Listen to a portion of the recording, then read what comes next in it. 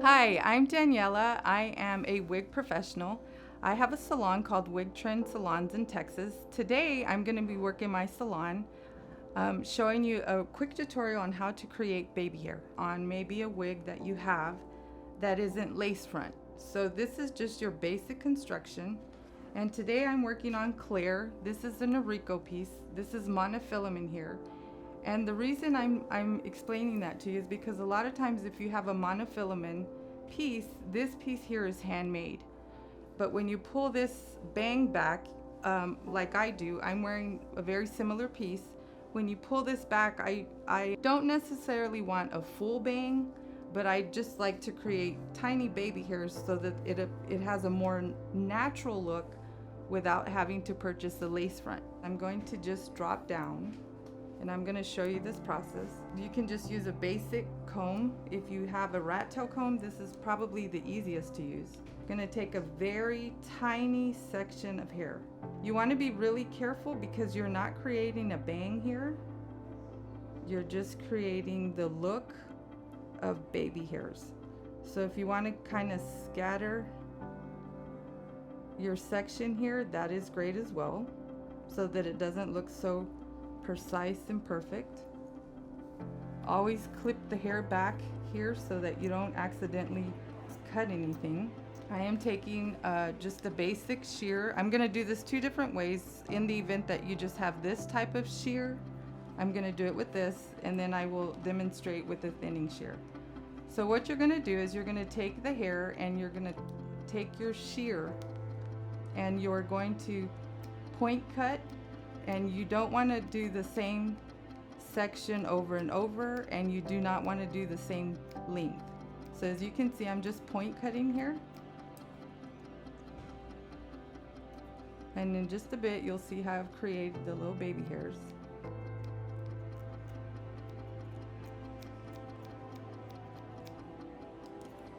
And as you comb the hair away, you can decide if you want to create longer lengths.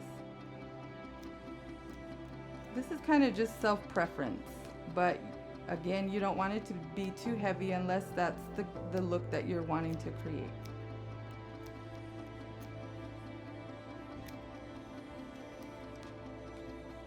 This particular wig, the hair is a little bit straighter, so you might need to use a type of mousse after you have cut the baby hairs so that they don't look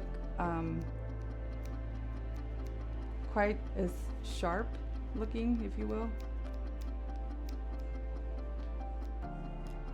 And then I always take this and comb the hair back just to make sure that it does have a natural look to it.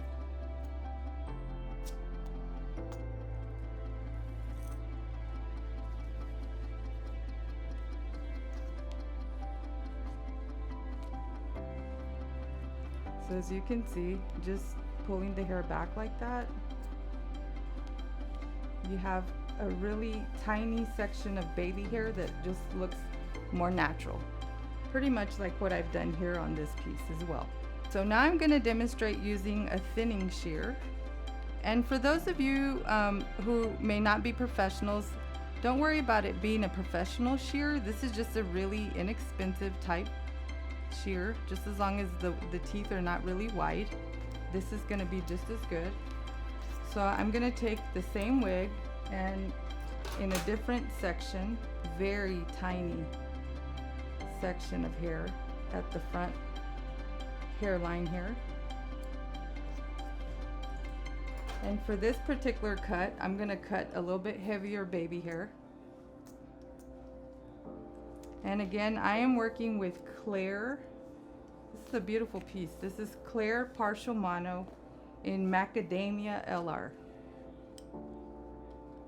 I'm taking this and I'm point cutting, and I'm gonna point cut, and every time I cut, I'm gonna raise, go up and down, because I don't want the baby hairs to be all the same length, otherwise they're not gonna look natural. And I'm gonna drop hair as I do that.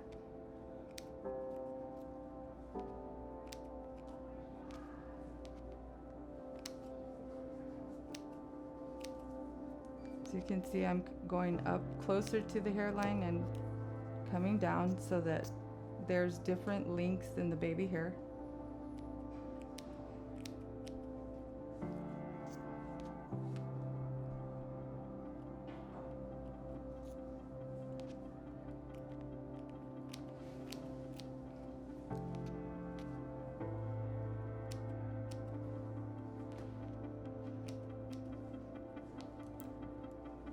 And here, if you notice here, I've missed a little spot, so I'm going to drop some hair down.